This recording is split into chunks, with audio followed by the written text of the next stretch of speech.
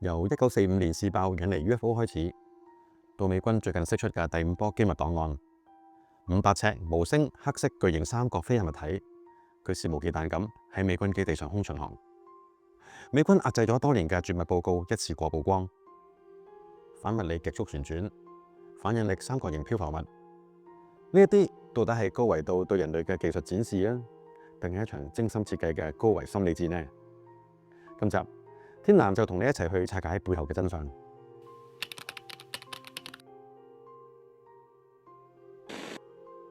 歡迎返嚟解密時機，我係天藍。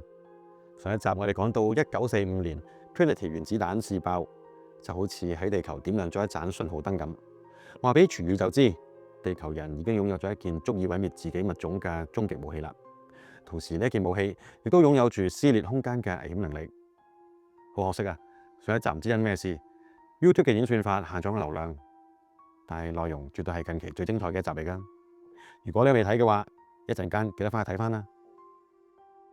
好啦，新完啦，入翻正題先。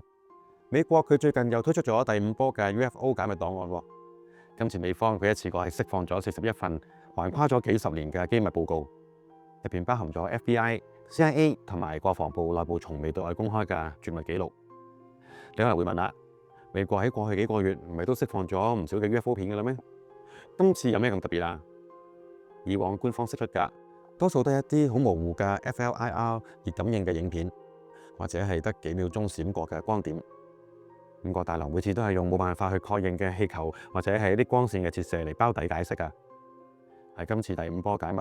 最爆㗎，唔單止係影片，反而係幾份美軍封存咗好多年，由前線戰機機師同埋戰務人員親口證實，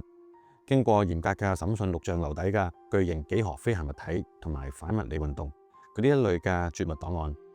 呢啲檔案嘅出現，打破咗官方長期以嚟嘅沉默，亦將一個一直隱藏喺暗處嘅問題重新擺上台面啦。五角大樓點解選擇喺呢一個時間解封呢41份報告呢？係迫於政治壓力，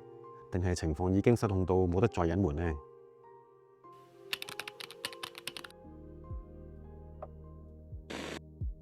喺今次解封嘅41份文件裏面，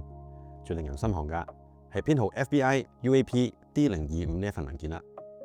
當然，美軍喺檔案入邊，佢話出於軍事嘅保密原因，將目擊者嘅名同埋官階全部都塗黑咗。但係報告寫得好清楚㗎，目擊者係受過嚴格軍事訓練，擁有幾千小時飛行經驗嘅現役軍方機師。要講翻呢個事件，我哋就先將時間架翻去2002年6月喺阿富汗嘅巴格拉姆美軍空軍基地。凌晨4點30分嗰陣時，有2名美軍嘅機師正喺基地嘅停機坪執行緊一啲地面嘅當值任務。當時四周圍都非常安靜，天空一片晴朗，滿天都係繁星。點知當佢哋抬頭望向天空嘅時候，突然間發現頭頂嘅星星竟然係逐一咁樣慢慢消失。佢哋最初以為係星空被啲雲層遮住咗啦，但再仔細睇下，佢哋發現周圍嘅天氣完全都冇變，空氣都冇任何嘅異樣。而令到繁星消失㗎，居然係一座極之龐大、大到難以置信嘅黑色陰影。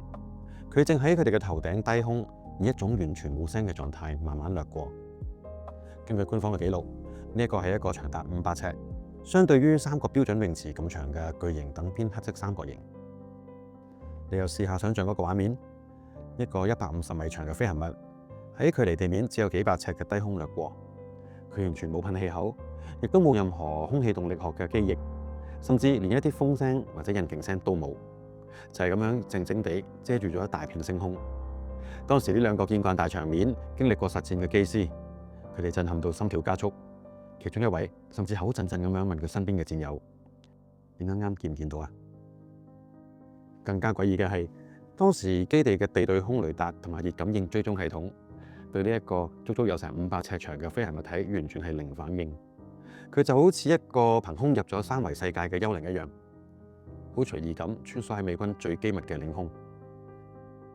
如果你覺得呢一個500尺長嘅黑色三角形已經係夠晒誇張嘅話，喺今次嘅解密檔案裏邊，其實仲記錄咗更加多完全違反咗物理常識嘅事添。其中一單係發生喺亞馬灣嘅目擊事件，呢一個係一個少數被官方明確標註為 Co-op 冷球體嘅報告嚟㗎。當時部署喺亞曼灣嘅航母打擊群，佢哋嘅電子系統曾經短暫出現過0.2秒嘅信號空白。同時間喺中東同埋亞曼灣戰區，美軍嘅感應器反覆捕捉到一種直徑係大約只得1.2米嘅金屬球體。呢啲球體喺美軍嘅設施同埋戰機嘅上邊做出一啲完全違背晒現代物理法則嘅動作。例如，佢喺幾千公里嘅速度之下，完全唔需要減速，直接就做到90度直角急轉彎嘅動作。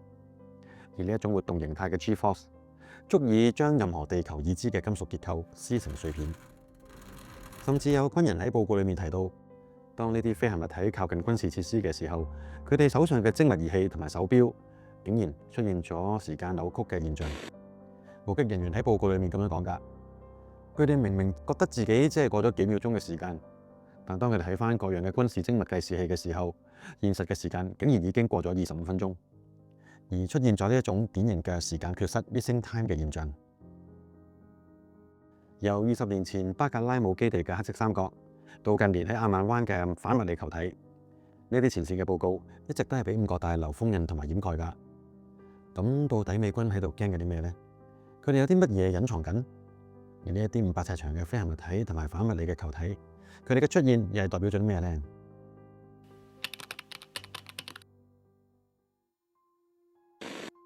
呢一啲可以違反物理定律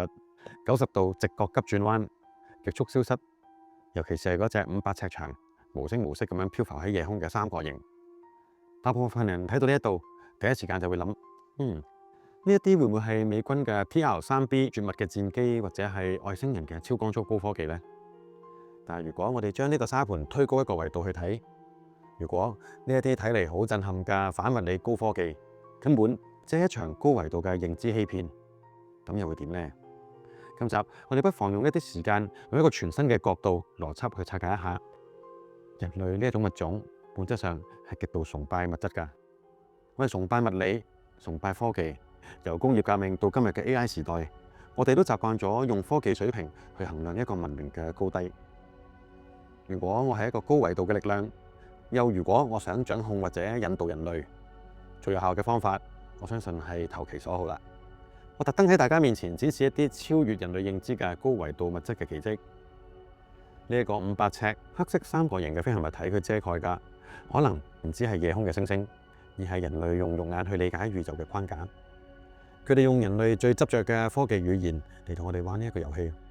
令到人類永遠沉迷喺研究飛行器嘅構造啊，爭奪緊逆向工程呢一啲物質嘅謎團入邊。呢一種順水推舟嘅操控方式，我覺得佢高明在有3個層次。第一，製造科技嘅焦慮，佢哋故意喺軍事設施同埋一啲核基地上空露面，引發咗各個大國之間嘅猜忌。美國以為係對手黑科技啦，對手又以為係美國嘅 secret project。結果呢，各個大國就為咗冇執輸，都將數以萬億計嘅資源投放入去軍備競賽裏邊，造成咗無謂嘅內部虛耗同埋資源浪費。第二係鎖死三維嘅認知。當人類將所有嘅頂尖科學家、資源同埋精力全部都投放咗去研究呢一啲金屬係用乜嘢組成啊，係用啲乜嘢嘅反重力推動系統嘅時候，人類嘅思維就永遠都被困住咗喺呢個三維物質世界裏邊啦。我哋以為自己喺度追求緊真理，其實可能只係喺高維智慧俾我哋玩緊嘅玩具箱裏面氹氹轉。而第三就係轉移終極嘅焦點啦。佢哋用呢一啲物質嘅奇蹟做埋煙，令到我哋忘記咗宇宙嘅本質，可能根本就唔係物質，而係意識。當人類只係顧住抬高個頭望下飛碟，去爭奪逆向工程嘅主導權嘅時候，就永遠都唔會識得向內在探索，去實現真正嘅意識轉化同埋靈性覺醒啦。而呢個可能先係呢一場高維心理戰背後最令人心寒嘅真相。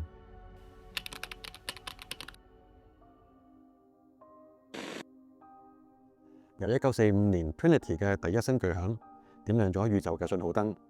到2002年巴格拉姆基地上空無聲掠過嘅500尺黑色三角，特朗普喺第5波解密呢41份檔案裏邊，表面上係話俾我哋知，地球上空一直都有一啲超乎想像嘅力量喺度活動緊。但如果我哋將眼界再拉遠少少，可能呢啲震撼嘅 UFO 現象，只係高維智慧投向三維世界嘅一啲投射畫面嚟嘅啫。你越執着喺科技同埋金屬，你睇到嘅就只有軍備競賽同埋焦慮。但如果你試下跳出呢一個框框，或者你會開始思考啦，人類文明真正嘅下一步到底應該向外探索啊，定係向內醒覺呢？今集我哋講嘅美國第5波解密，你哋覺得嗰500尺嘅黑色三角形到底係美軍嘅絕密黑科技啊，定真係高維力量嘅認知欺騙呢？歡迎喺下邊留言分享你嘅睇法同埋沙盤推演啦。講又講啦，上一集 Trinity 同埋聖安東尼奧事件，我自己就覺得係做咗咁多集以嚟最震撼、最投入嘅其中一集嚟㗎。但係偏偏就唔知點解演算法竟然唔肯幫我推俾啲新嘅朋友喎，甚至連好多 subscribe 咗一段時間嘅朋友都話完全收唔到新片嘅通知添。如果你知道點解㗎，或者想幫手拆解一下原因，不妨翻返去上一集，順便喺留言區話俾我聽，到底係主題太過敏感啊，標題問題，定係 YouTube 嘅演算法真係有咩神秘嘅機制，令到我唔小心踩中咗陷阱呢？如果你中意今集嘅內容，記得幫手點個讚、訂閱同埋分享俾你身邊同樣對宇宙同埋未解之謎有興趣嘅朋友啊！你哋嘅支持係我繼續為大家解密嘅最大動力嚟㗎。保持好奇，保持清醒，我係天藍，我哋下一集解密時機再見。